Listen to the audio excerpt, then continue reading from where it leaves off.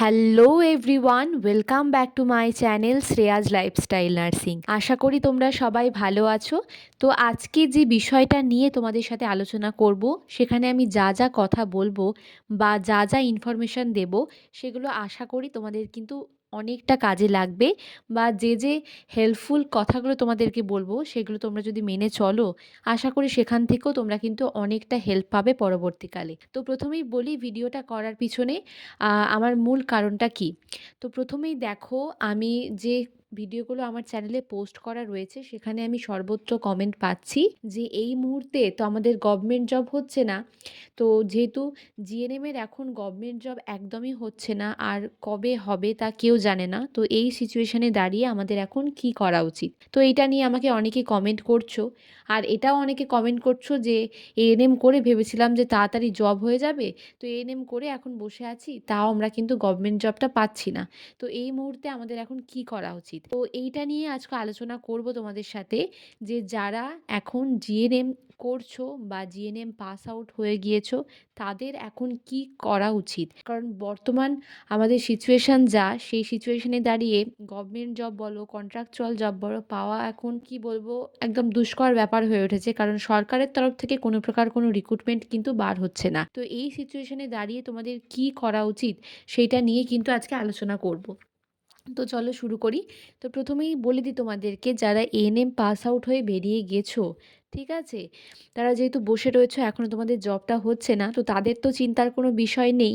কেননা তাদের গভর্নমেন্ট জবটা হবেই, এবং যতজন ট্রেনিং করেছো, পাস আউট হয়েছো, পাশ করে বেরিয়ে গেছো, তাদের গভর্নমেন্ট জব কনফার্ম হবে। আজ না হয় কাল, একদিন না একদিন ঠিক হবেই। তো সেইটা নিয়ে আমি আর আলোচনা করছি না। কিন্তু যারা জিএনএম করেছো বা এখন বর্তমানে কন্টিনিউ করছো বা রিসেন্ট পাস আউট হয়ে গিয়েছো, তাদের এখন যা অবস্থা, মানে সেটা আর বলে বোঝানোর মতো নয়। কেননা প্রাইভেটেও জব পাওয়া একদম দুষ্কর হয়ে গিয়েছে। আর প্রাইভেটে জব করলেও সেখানকার স্যালারি খুবই কম, কিন্তু বাধ্য হয়ে সকলকে জবটা করতে হচ্ছে। কেননা সরকারের তরফ থেকে কোনো প্রকার কোনো রিক্রুটমেন্ট বার করা হচ্ছে না। তো 2022-এ লাস্ট রিক্রুটমেন্ট তোমরা জানো, তারপর 23-24 কোনো রিক্রুটমেন্ট নেই। আর এখন 25 চলছে, জানি না 25-এ কী হবে, কোনো প্রকার কোনো রিক্রুটমেন্ট বার হবে কি না। তো এই সময়ে এখন তোমাদের কি করা উচিত। তো দেখো, আমি তোমাদেরকে বলি, যেহেতু কন্ট্রাকচুয়ালও কোনো রিক্রুটমেন্ট বার হচ্ছে না, কারণ কন্ট্রাকচুয়ালে যারা জব করছো তারা অনেকটা ভালো কাজ করছো। কারণ প্রাইভেটে জব করার থেকে গভর্নমেন্টের যদি কোনো কন্ট্রাকচুয়াল পাওয়া যায়, সেটা কিন্তু অনেক ভালো। সেখানে তুমি একটা নির্দিষ্ট সম্মানও পাবে, প্লাস হচ্ছে সেখানে কাজ করে তুমি স্যালারিটাও ভালো পাবে। বুঝতে পারছো তো। প্রাইভেটে কাজ করে তোমাদেরকে কি বলবো, আর সেখানে স্যালারি তো একদমই নেই, একদমই খুবই কম, কিন্তু তা বাধ্য হয়ে করতে হচ্ছে। কিসের জন্য? এক্সপিরিয়েন্সের জন্য। হ্যাঁ, আমি সেই এক্সপিরিয়েন্স নিয়েই তোমাদেরকে বলছি। এক্সপিরিয়েন্স নিয়ে অলরেডি একটা ভিডিও বানানো রয়েছে, সেই ভিডিওটা তোমরা দেখতে পারো। আমি ডেসক্রিপশন বক্সে লিঙ্ক দিয়ে দেবো, যে কীরকম কী ডিউটি করলে বা কত বছর করলে তোমরা কীরকম এক্সপিরিয়েন্স পাবে। এবার তোমাদেরকে বলি, দেখো যারা ট্রেনিং করে বেরিয়ে গেছো, তারা বসে না থেকে যে কোনো একটা নার্সিংহোমে কিন্তু লেগে যাও, যেটা মিনিমাম যেন 50 বেডেড হয়। কেননা এক্সপিরিয়েন্স কাউন্টের জন্য যে 2 নম্বর তুমি পাবে, সেটার জন্য কিন্তু 50 বেডের নার্সিংহোম প্রয়োজন। সেই জন্যই বলছি, যারা যেখানে কাজ করছো বা যারা এখনও করছো না, তারা চেষ্টা করো কোনো একটা জায়গায় কাজে ঢুকে যাওয়ার।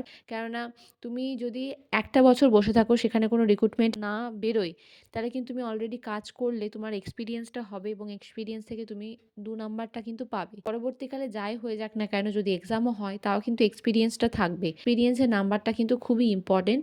তো সেই জন্যই বলছি যে বর্তমানে অনেকেই আমাকে জিজ্ঞাসা করছো যে এখন আমাদের কি করা উচিত, আমরা যখন জব পাচ্ছি না, বা আমরা এখন একটা নার্সিংহোমে জব করছি, তো এই সিচুয়েশনে আমাদের কি করা উচিত, জবটা কি ছেড়ে দেওয়া উচিত। তো দেখো, তোমাদেরকে বলি, যারা প্রাইভেট নার্সিংহোমে জব করছো, তারা কিন্তু একদমই ছেড়ো না, এই ভুল কাজটা করো না। যেটুকুটা স্যালারি পাচ্ছ না কেন, সেখানে লেগে থাকো। কিছু করার নেই, কারণ আমাদের সরকারের যে অবস্থা, সেই সিচুয়েশনে কবে গভর্নমেন্ট জবের রিক্রুটমেন্ট ছাড়বে কেউ জানে না। তো সেই সিচুয়েশনে দাঁড়িয়ে আমি তোমাদেরকে সাজেস্ট করব যে যে যেখানে জব করছো সেখানে করো। কেননা সেখান থেকে তো তুমি মিনিমাম এক্সপিরিয়েন্সটা তো পাবে। সেই এক্সপিরিয়েন্স থেকে তোমার 2 নাম্বার পাওয়া যাবে যদি তুমি 1 বছর কাজ করতে পারো। তো সেই জন্যই বলছি যে যারা যেখানে কাজ করছো সেখানে করতে থাকো, এই মুহূর্তে আর ছেড়ো না। আর যারা পাওনি এখনও, কারণ অনেকেই পায়নি আমি জানি, তো তারা চেষ্টা করো কোনো একটা জায়গায় কাজে লেগে যাওয়ার। আর যারা অন্যান্য কিছু করবে, মানে যারা পোস্ট বেসিক বিএসসি করবে, যাদের আর অবস্থা খুব ভালো, যারা পারবে এই সিচুয়েশনে পোস্ট বেসিক বিএসসি করে নিতে, তারা করে নিতে পারো, কোনো অসুবিধা নেই। আর যাদের, আমি সবার তো আর কন্ডিশন সেম হয় না, তো সেই জন্যই বলছি, যারা এখন পারছো না করতে, কোনো অসুবিধা নেই তাতে, পরবর্তীকালে তুমি তো করতেই পারবে। তো যারা করতে পারছো না তারা চেষ্টা করো কোনো একটা জায়গায় কাজে ঢুকে যাওয়ার। তো কিছু করার নেই। আমি জানি যে এই যে বসে থাকাটা কতটা কষ্টের, এবং বসে থাকাটা মানে কতটা একদম মানে মানসিক চাপ এনে দেয়, সেটা আমি বুঝতে পারছি এবং সেটা আমি জানি। কেননা আফটার জিএনএম গভর্নমেন্ট থেকে পাস আউট হয়ে যাওয়ার পর, এতটা ভালো রেজাল্ট নিয়ে পাস আউট হওয়ার পর যদি তোমাকে দীর্ঘদিন বসে থাকতে হয় শুধুমাত্র একটা গভর্নমেন্ট জব পাওয়ার জন্য, সেখানে কিছু বলার নেই। কারণ কোনো দিনই ভাবিনি যে এই লাইনে পড়ার পরে এতদিন কিন্তু বসে থাকতে হবে, এতদিন অপেক্ষা করতে হবে একটা গভর্নমেন্ট জব পাওয়ার জন্য। ভেবেছিলাম খুব জোর হয়তো আমাদেরকে 6 মাস রেজিস্ট্রেশনটা পেতে যতদিন দেরি হবে, তারপরে হয়তো 1 বছর বসে থাকতে হবে, তার মধ্যে হয়তো কোনো কন্ট্রাকচুয়াল ছাড়বে, সেটাতেই হয়তো পাবো। কিন্তু কোনো কন্ট্রাকচুয়াল তো ছাড়লোই না। আর গভর্নমেন্ট পার্মানেন্ট জব সেটা তো দূরেই থাক, কোনো দিনই ভাবিনি যেটা, সেটাই হচ্ছে আমাদের সাথে। কিন্তু কিছু করার নেই, আমাদের ওয়েস্ট বেঙ্গলে এইটাই। তুমি যতই পড়াশোনা করো, যতই ভালো রেজাল্ট করো, তোমার দাম কিন্তু কেউ দেবে না, সেই তোমাকে বসেই থাকতে হবে দীর্ঘদিন একটা গভর্নমেন্ট জব পাওয়ার জন্য। তো কিছু করার নেই। আমি বুঝতে পারছি যারা এখন বসে রয়েছো তাদের এখন মেন্টাল স্টেটটা কীরকম, আর কি কন্ডিশনের মধ্যে দিয়ে যাচ্ছ। আর যারা রিসেন্ট পাস আউট হয়েছে তাদের কন্ডিশন তো আরও খারাপ, কেননা তারা এখন জব পাচ্ছেই না বলতে পারো। আর যারা পাচ্ছে তারাও হয়তো খুব কম স্যালারির। কিন্তু কিছু করার নেই, এইভাবেই কিন্তু চলতে হবে। তো ভগবানকে ডাকো যেন 2025-এ অন্তত একটা রিক্রুটমেন্ট হোক, ঠিক আছে? তো যদিও রিক্রুটমেন্ট হয়, সেখানে তো খুব বেশি স্টুডেন্টকে নেওয়া হবে না, আর নিলেও দেখবে প্রচুর প্রচুর ক্যান্ডিডেট কিন্তু বসে থেকে যাবে। কিন্তু কিছু করার নেই, রিক্রুটমেন্ট না হওয়ার থেকে যে কোনো একটা রিক্রুটমেন্ট হলে অন্তত কিছু সংখ্যক স্টুডেন্ট কিন্তু কমবে। কেননা এত এত স্টুডেন্ট এবার ফর্ম ফিল আপ করবে, মানে তোমাদেরকে আর মানে কী বলবো, তোমরা বুঝতেই পারছো যে 2 বছর তারপরে হচ্ছে এই রিসেন্ট ব্যাচটাও বেরিয়ে গেছে, মানে 3টে ইয়ারের গভর্নমেন্টের স্টুডেন্ট, প্লাস হচ্ছে প্রাইভেটের স্টুডেন্ট, প্লাস হচ্ছে আউটসাইড স্টেট, মানে বুঝতেই পারছো যে কত কত হবে। এমনিতেই গভর্নমেন্টের 2,500 করে 5,000, আরও এই বছরের স্টুডেন্টদেরকে নিয়ে 7,500, মানে গভর্নমেন্টেরই 7,500, তারপরে প্রাইভেটের, মানে বুঝতে পারছো। আর আউটসাইড বোর্ডের কথা বাদই দিলাম। তো এই সিচুয়েশানে দাঁড়িয়ে কত কত স্টুডেন্ট ফর্ম ফিল আপ করবে। তো সেই জন্যই বলছি যে এই সিচুয়েশানে দাঁড়িয়ে যারা যেখানে জব করছো করতে থাকো, আর চেষ্টা করো যে জবটা না ছাড়ার। কেননা সেখান থেকে তুমি যে এক্সপিরিয়েন্সটা পাবে সেটা কিন্তু তোমার পরবর্তীকালে অনেকটা কাজে লাগবে। তো সেই জন্যই বলছি। তো এইটাই তোমাদের সাথে আজকে আলোচনা করার ছিল, কারণ অনেকেই কমেন্টে জিজ্ঞাসা করছে যে কী করব, কী করব, জব কি ছেড়ে দেবো, আর ভালো লাগছে না প্রাইভেটে জব করতে। তো সেই জন্যই ভাবলাম ভিডিওটা তোমাদের জন্য করি। যেটা বললাম যে প্রাইভেট নার্সিং হোমে জব নিয়ে তোমাদেরকে আর কী বলবো, এটা নিয়ে যদি আমি বলতে চাই তাহলে আমার একটা গোটা ভিডিও হয়ে যাবে। তো আমি খুব শীঘ্রই এটা নিয়েও তোমাদের সাথে আলোচনা করব, প্রাইভেট নার্সিং হোমের জবের কী কী পার্থক্য গভর্নমেন্ট হসপিটালে জবের থেকে। কিছু করার নেই, দাঁতে দাঁত চিপে লেগে থাকো। আর কি বলবো বলো, যত কষ্টই হোক জবটা ছেড়ো না। আমি যেটা তোমাদেরকে বলবো যে জবটা ছেড়ো না।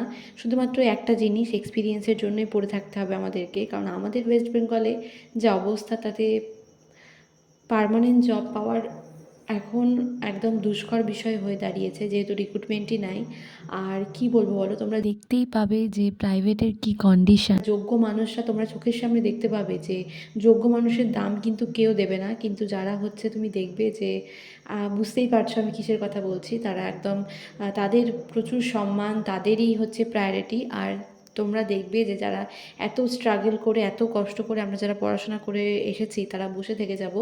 আর যারা হচ্ছে কি আর বলবো তোমাদেরকে, তারা দেখবে যে জব করছে, জব পাচ্ছে, এরকমই একটা সিচুয়েশান হয়ে দাঁড়িয়েছে, এরকমই একটা পরিস্থিতি এখন হয়ে দাঁড়িয়েছে। কিন্তু কিছু করার নেই, আমাদের ওয়েস্ট বেঙ্গলের এই তো সিচুয়েশান, এই নিয়েই চলতে হচ্ছে, বছরের পর বছর এইভাবেই যাচ্ছে, এইভাবেই চলবে, এবং এইভাবেই আমাদেরকে কিন্তু মানিয়ে নিতে হবে, কিচ্ছু করার নেই।